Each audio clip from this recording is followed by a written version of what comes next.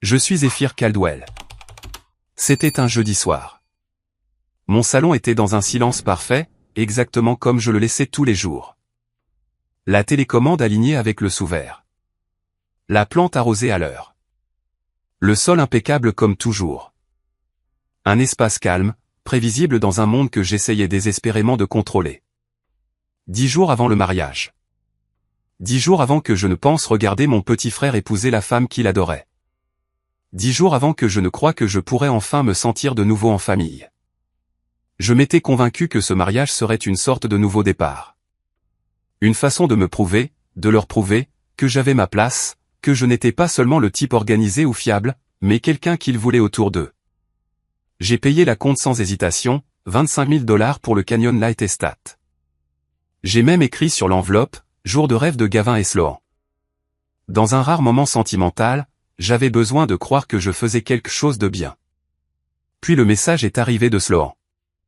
Je me souviens du motif de vibration exact. Je me souviens de la bulle bleue sur mon écran, de la précision froide de ses mots. Nous avons décidé de faire un mariage petit et intime.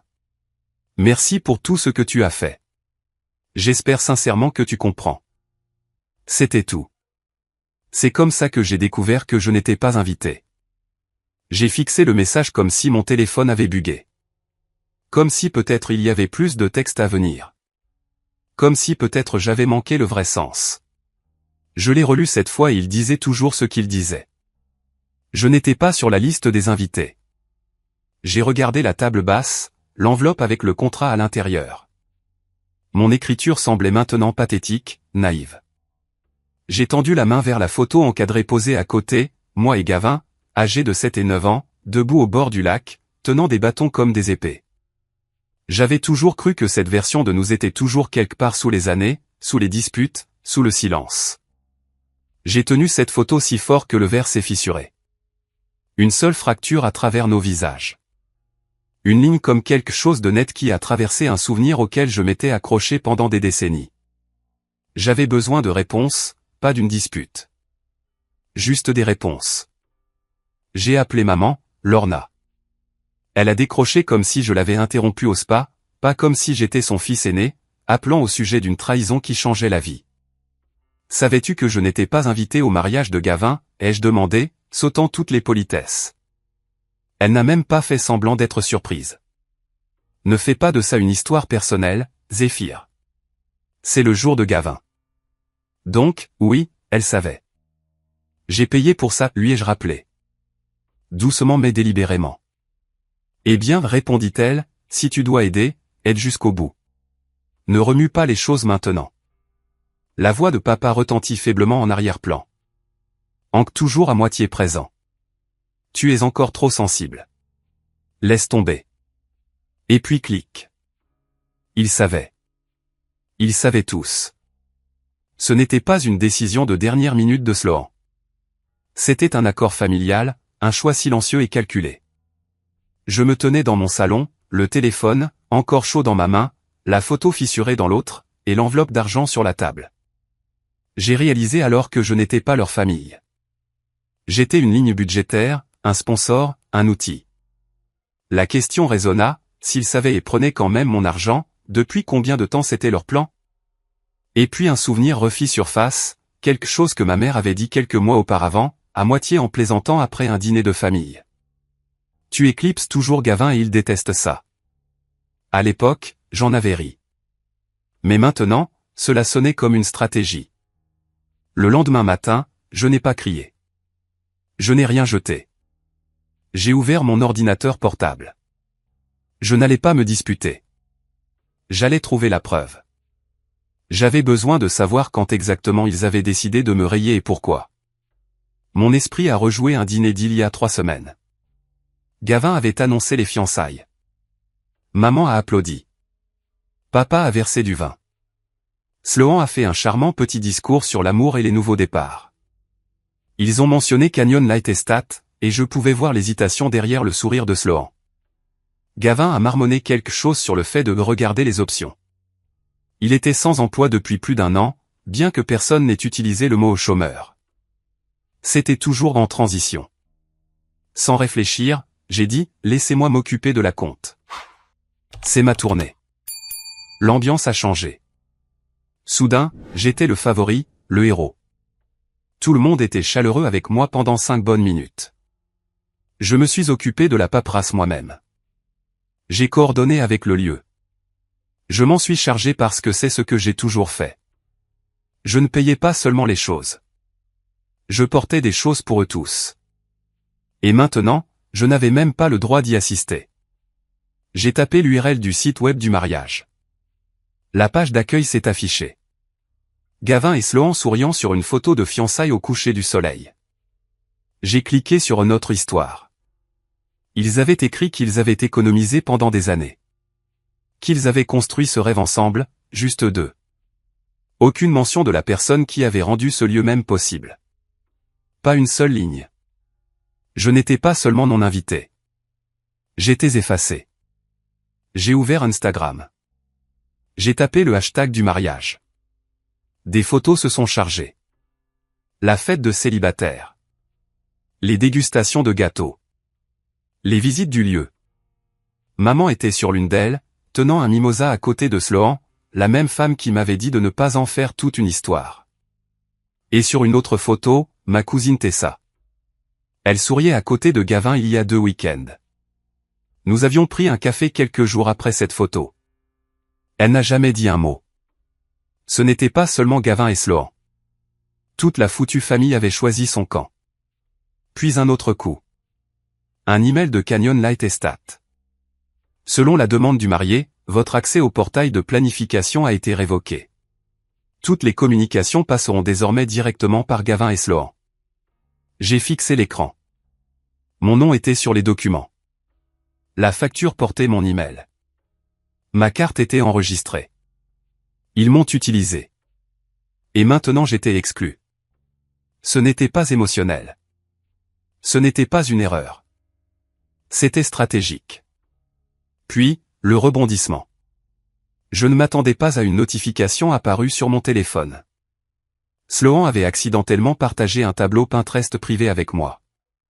Je l'ai ouvert. Il était rempli d'idées de mariage, de robes, de thèmes, une photo d'un groupe de frères et sœurs en tenue coordonnée avec une note griffonnée à côté. Heureux qu'ils ne viennent pas. Il fait toujours paraître Gavin petit. Une autre épingle disait, j'ai à parler à ses parents, tous d'accord. Zéphyr ne sera pas là. Voilà. Pas seulement une omission, un plan. Il ne voulait pas de moi parce que je ne rentrais pas dans l'image. J'étais trop soigné, trop bien arrangé, trop.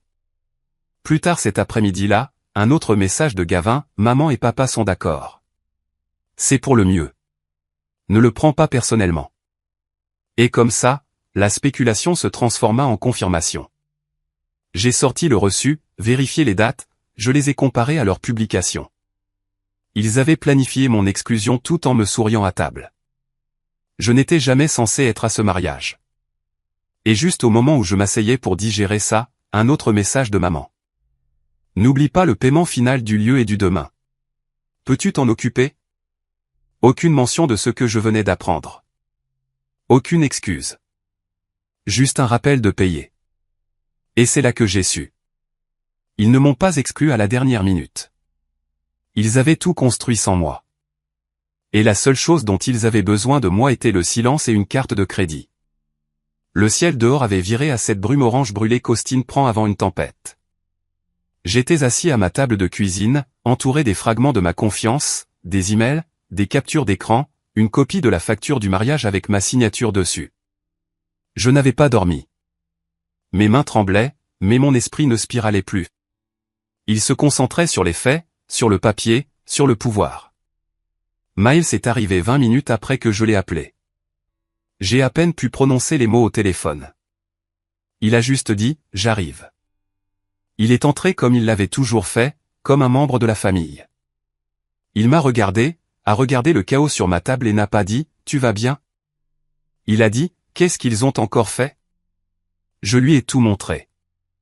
Le message de Sloan, le fil de discussion de groupe familial où j'étais exclu, l'email révoquant mon accès à la planification, le dossier Pinterest que Sloan avait accidentellement partagé avec moi, chaque détail est manipulateur. Il ne m'a pas dit de laisser tomber. Il n'a pas essayé d'enjoliver quoi que ce soit. Ils t'ont utilisé toute ta putain de vie, Zef. Et maintenant ils utilisent ton silence. Es-tu sûr de vouloir leur donner ça aussi? Mon téléphone a vibré 3 fois de suite. Maman, s'il te plaît, envoie le paiement restant pour le lieu avant demain midi. C'est la dernière étape. Gavin. Sloan dit que la compte du traiteur est due. Peux-tu t'en occuper? Sloan, as-tu la disposition mise à jour pour l'arche de la cérémonie? Je veux que l'allée soit retournée. Pas un message me demandant si j'allais bien. Pas un seul reconnaissant ce qu'ils avaient fait. Je n'étais pas une personne. J'étais l'équipe logistique. Je me suis levé, je suis allé à mon bureau à domicile, j'ai sorti le dossier intitulé « Contrat de mariage », ma version d'une carte de champ de bataille. Chaque reçu, chaque contrat, chaque signature, les miens. Je n'étais pas seulement un aide. J'étais le contact légal, la partie responsable. J'ai appelé Nadia Serrano, notre conseillère juridique interne au travail. Je lui ai dit que c'était personnel, non lié à l'entreprise. Elle a quand même décroché à la première sonnerie. J'ai besoin de ton avis sur quelque chose rapidement.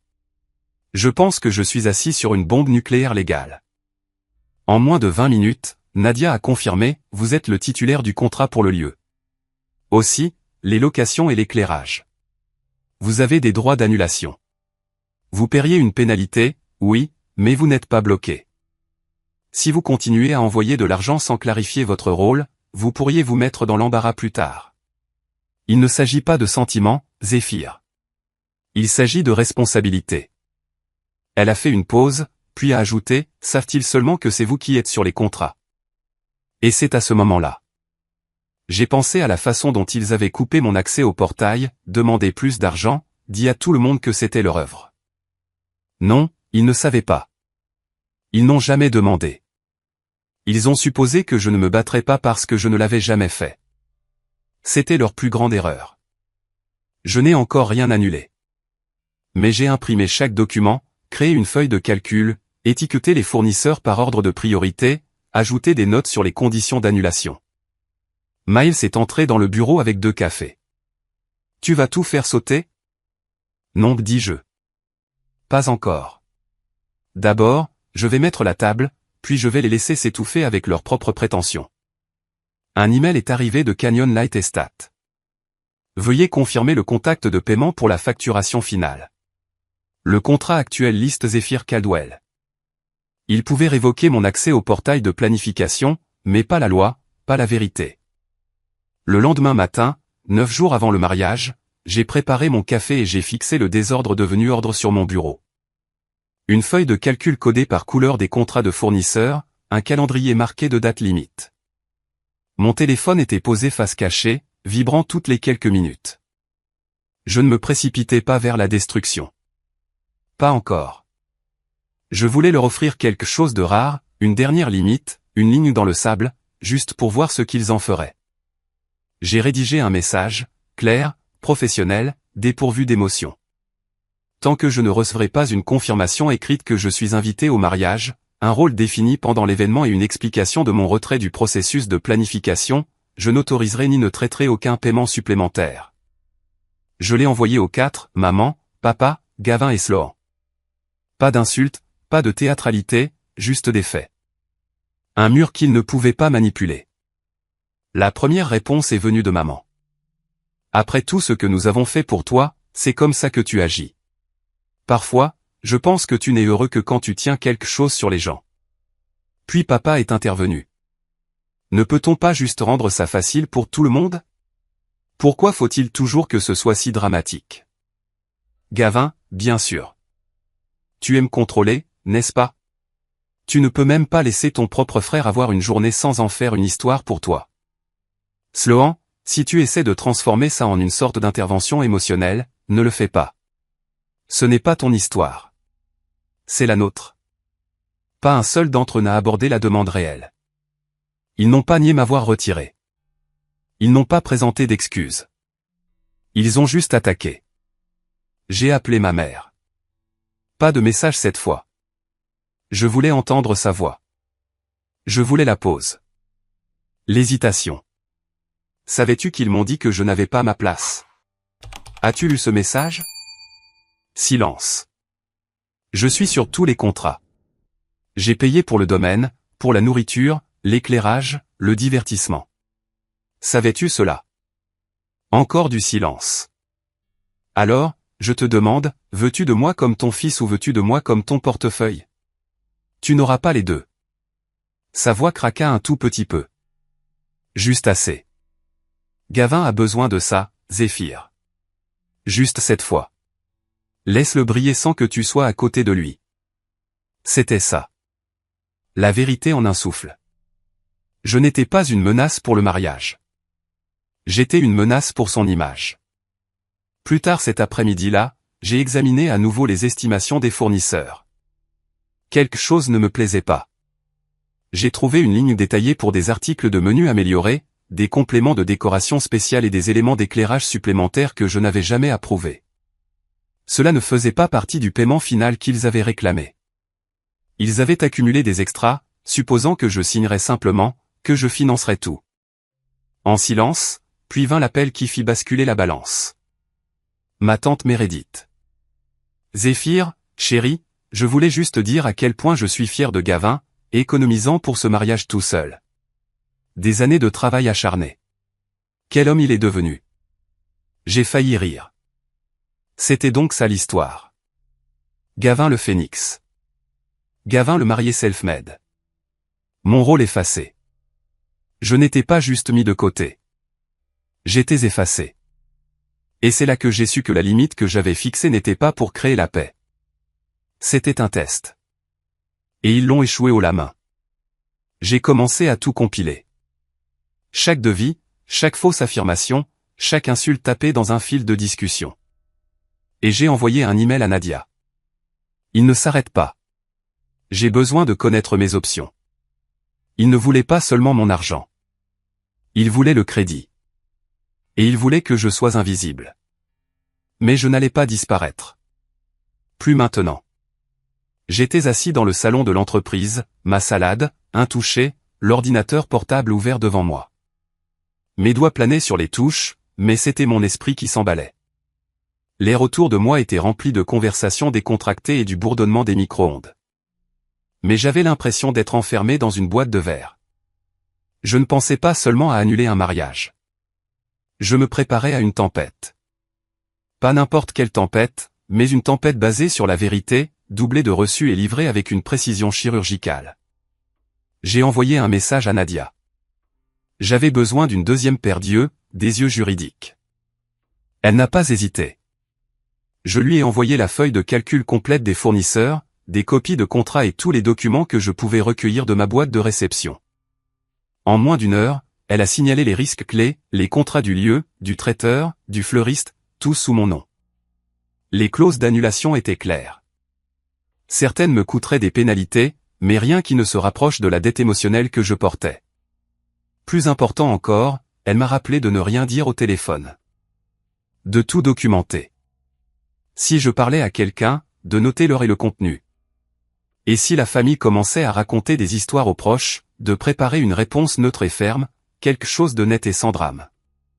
Plus tard ce soir-là, à ma table de cuisine, entouré de papiers et d'écrans rétroéclairés, je suis tombé sur quelque chose qui m'a fait tressaillir. L'un des fournisseurs, une entreprise de design gérant les fleurs et l'éclairage, avait une adresse email de contact mise à jour. Pas la mienne, celle de Gavin. Lorsque j'ai retracé le changement, j'ai vu un message transféré demandant de changer l'email principal en raison de changement de rôle dans le projet. Le contrat portait toujours mon nom. Ils avaient travaillé derrière mon dos, ajustant la visibilité pour que je ne voie pas les changements, espérant probablement que je continuerais à payer pendant qu'ils gardaient le contrôle. Cette nuit-là, j'ai vérifié Venmo pour d'éventuels dépôts oubliés. C'est là que je l'ai vu. Un message que Gavin avait envoyé il y a des mois. C'était une blague à l'époque. Merci de financer notre cirque sans enfants. Je me souviens avoir ri nerveusement quand je l'ai lu pour la première fois, ignorant la brutalité. Mais maintenant, cela résonnait différemment. Ce n'était pas juste une blague. C'était leur supposition tacite que je paierais toujours, que je resterais toujours silencieux.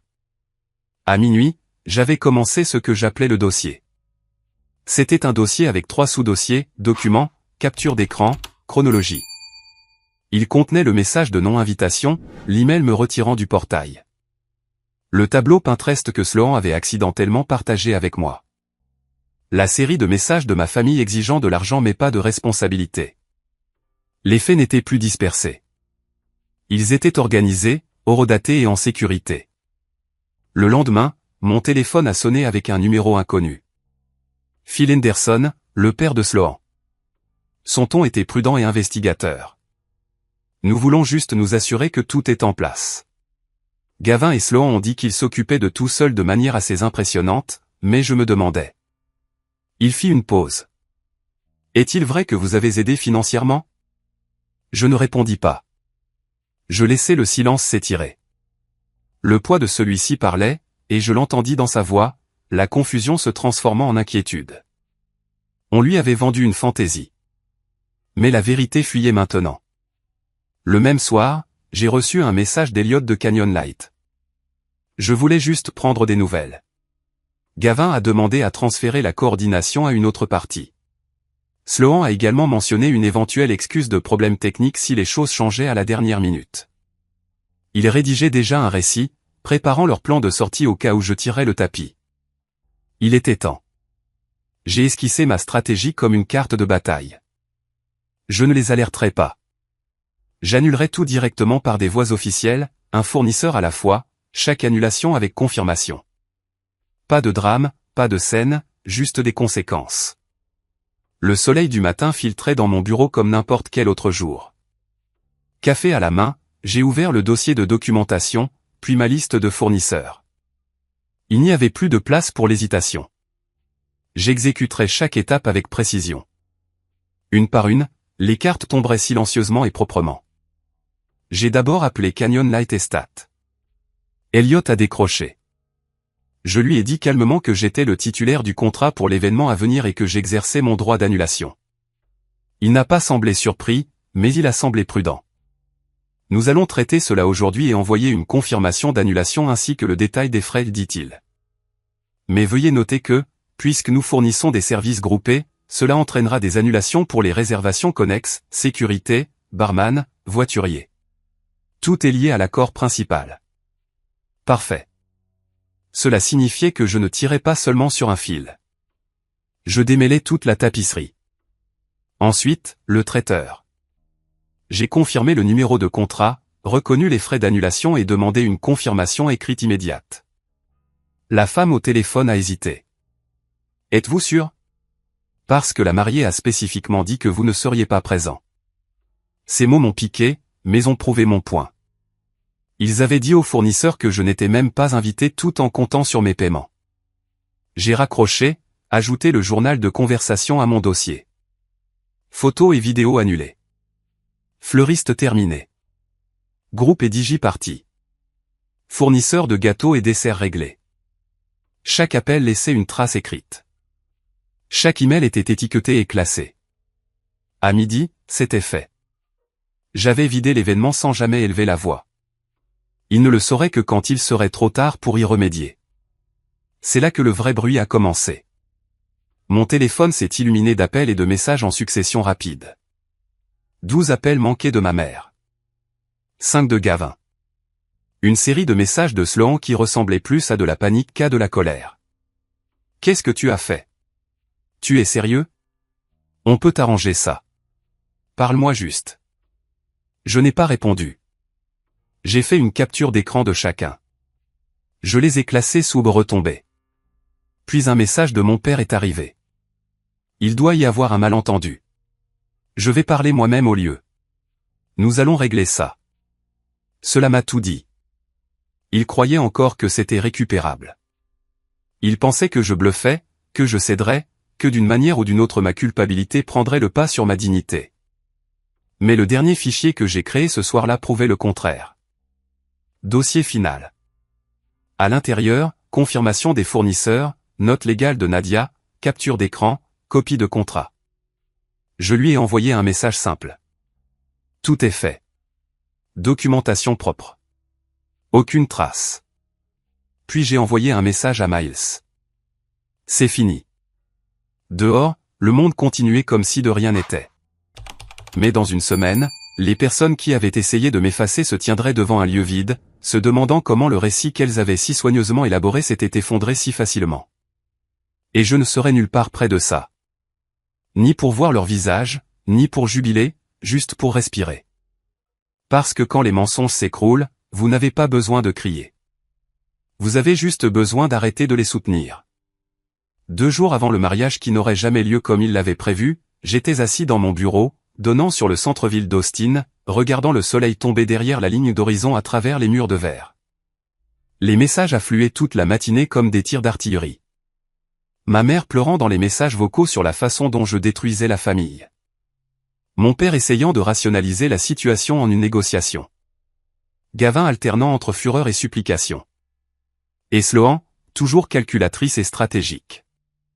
Ces messages suggéraient une discussion privée, non pas pour faire amende honorable, mais pour extraire quelque chose. Il n'y avait aucune mention du message qui avait tout déclenché. Personne ne m'a demandé comment je me sentais. Il ne se souciait que du fait que j'avais tout arrêté. Quand Gavin est arrivé à mon bureau, je n'ai pas été surpris. Il a dépassé la réception et a traversé le plateau ouvert comme un homme essayant de revendiquer un territoire. Les têtes se sont tournées. Il a claqué la main sur mon bureau, sa voix montant, presque criant « Qu'est-ce que tu as fait ? Tu n'as pas le droit de faire ça. » Je ne me suis pas levé.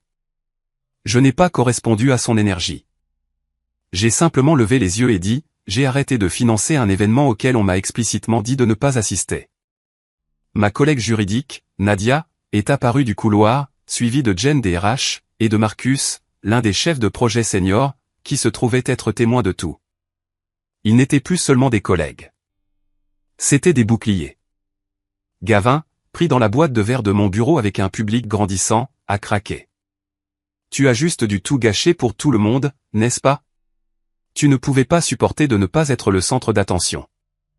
Je n'ai pas tressailli. J'ai répété calmement, tu m'as dit que je n'avais pas ma place. Et puis Gavin l'a dit. La phrase qui a tout scellé. Nous n'avions besoin que du virement final de ta part. Que tu te présentes ou non n'avait pas d'importance. C'était ça. Avant même que l'équipe de sécurité ne l'escorte dehors, avant qu'il ne crie quelque chose sur le fait que j'étais mort pour la famille, la vérité était au grand jour. Je n'ai jamais été invité. On a toujours attendu de moi que je le finance. Cette nuit-là, la campagne de diffamation en ligne a commencé. Sloan a publié des histoires vagues, émotionnellement manipulatrices, sur un frère jaloux sabotant leur mariage. Ma mère a appelé des parents éloignés et des voisins pour raconter sa version des événements. Des gens ont commencé à m'envoyer des messages remplis de culpabilité bien intentionnée. Tu ne peux pas juste laisser tomber pour un jour? C'est la famille. J'ai envoyé un message à tout le monde, soigneusement formulé avec l'aide de Nadia, j'ai été exclu d'un événement que j'ai financé et contracté. J'ai exercé mon droit légal d'arrêter le paiement. Je ne discuterai pas de cela davantage. Plus tard cette nuit-là, un cousin m'a envoyé une capture d'écran du chat de groupe familial élargi. Ma mère avait écrit quelques jours plus tôt, si Zéphyr fait des siennes, dites qu'il traverse une période difficile, soyez vague, santé mentale ou autre. C'était donc ça leur plan. Non pas s'excuser, non pas réparer ce qu'ils avaient brisé, mais me discréditer à l'avance, manipuler le récit, me faire passer pour instable. Au matin, les messages ont changé.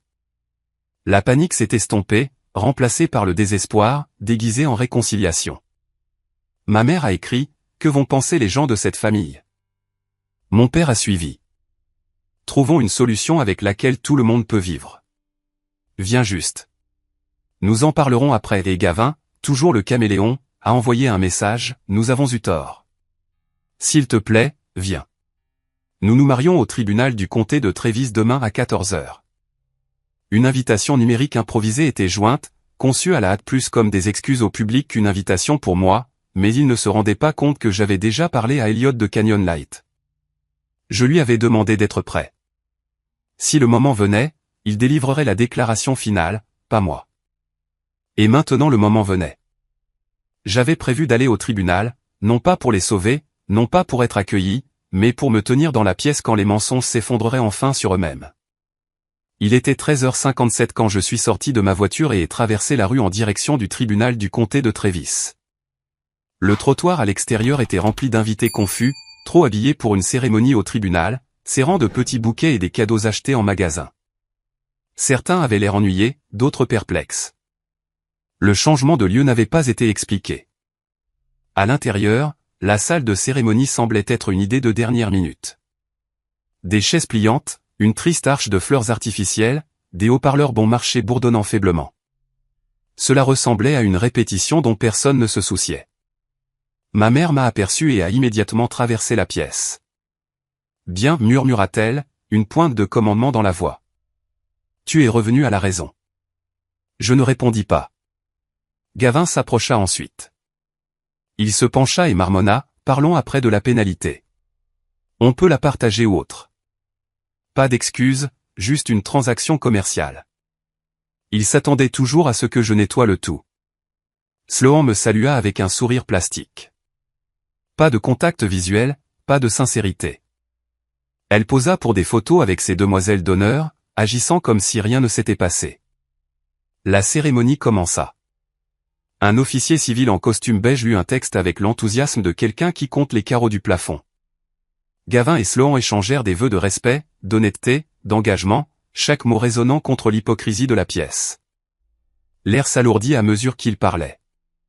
Même les invités le sentirent. Quelque chose n'allait pas. Et puis, à précisément 14h12, les portes s'ouvrirent. Elliot entra, tenant un dossier en cuir. Il traversa l'allée centrale comme un officier de justice. « Je m'excuse pour l'interruption, dit-il. Je suis Elliot Vargas de Canyon Light Estate. Je suis ici pour remettre les documents officiels concernant la rupture de contrat. » Il remit les documents à Gavin et Sloan. Ceux-ci décrivent les pénalités impayées et les coûts associés résultant de l'annulation de l'événement en vertu du contrat signé par Monsieur Zéphyr Orion. La pièce se figea. Les invités se penchèrent en avant. L'officiant recula. Elliot continua sans malice, juste des faits. Nous comprenons qu'il y ait eu des malentendus. Cependant, nous avons été amenés à croire que cet événement était financé et géré par un membre de la famille qui a ensuite été exclu de la participation. Quelqu'un, peut-être le père de Sloan, posa la question qui changea tout. Qui a payé tout ça? Je me suis levé. Moi. Jusqu'à ce que je reçoive un message disant que je n'avais pas ma place. Les mots portés non pas par leur volume mais par leur poids. Définitif, irréfutable. Je n'ai pas gâché ce mariage. J'ai juste arrêté de financer un mensonge. Des murmures se répandirent. Les invités se regardèrent. Quelqu'un se leva. Une femme serra son sac à main et partit. L'officiant, ne sachant plus quoi faire, se précipita à travers les dernières déclarations. Il n'y eut pas d'applaudissements, pas de célébration, juste le bruit sec des chaises pliantes raclant le sol alors que les gens sortaient discrètement. Mes parents étaient silencieux. Le visage de ma mère était pâle. Mon père fixait le sol. Gavin et Sloan s'accrochaient l'un à l'autre, isolés dans la foule alors que la réalité se réarrangeait autour d'eux. Ils s'étaient mariés, mais l'image qu'ils avaient construite, celle qu'ils avaient essayé de vendre au monde, s'était effondrée devant des témoins. Alors que je sortais sous la lumière de fin d'après-midi, j'ignorais les téléphones qui sonnaient dans ma poche. Je n'avais pas besoin de plus de messages. Il n'y avait plus rien à discuter. J'étais venu. J'étais resté silencieux quand j'aurais pu crier. J'avais laissé la vérité entrer sans y être invité. Et maintenant, enfin, j'étais libre. Je n'avais pas besoin de leur validation. Je n'avais pas besoin de leur approbation. J'avais tracé ma ligne. Quelques proches m'ont contacté plus tard en privé pour dire qu'ils comprenaient. Quelques-uns se sont excusés. D'autres ont simplement dit qu'ils étaient fiers que je me sois défendu. J'ai recommencé une thérapie. J'ai commencé à reconstruire ce que la famille signifiait pour moi. Non pas par le sang, mais par choix. Et j'ai arrêté de me demander ce que je valais pour eux. Je le savais déjà. Et maintenant, tout le monde le savait aussi. Certaines personnes vous diront que la famille est tout. Que le sang passe toujours avant tout. Que quoi qu'il arrive, vous devez pardonner parce que ce sont votre famille.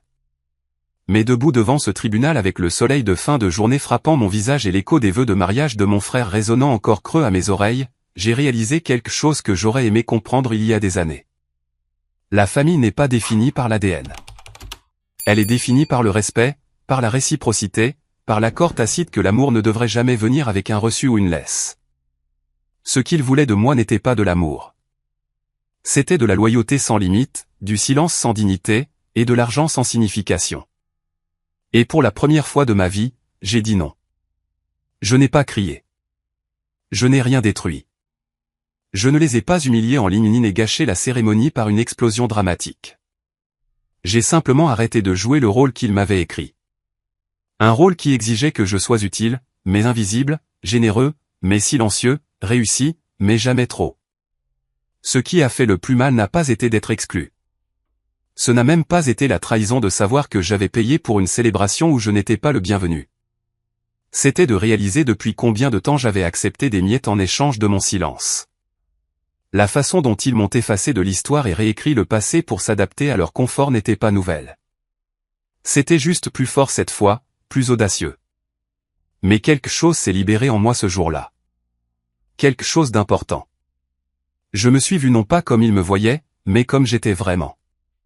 Une personne qui avait de la valeur au-delà de ce que je pouvais donner. Un fils qui méritait d'être vu. Un frère qui avait tout le droit d'attendre un amour qui ressemblait à de l'amour, et non à une obligation se faisant passer pour une tradition. Si vous avez déjà été dans cette position, mis à l'écart, utilisé, manipulé par les personnes même qui auraient dû vous soutenir, alors peut-être connaissez-vous la rage silencieuse que j'ai portée pendant des années. Peut-être avez-vous aussi essayé de gagner une place dans une maison qui n'a jamais été construite en pensant à vous.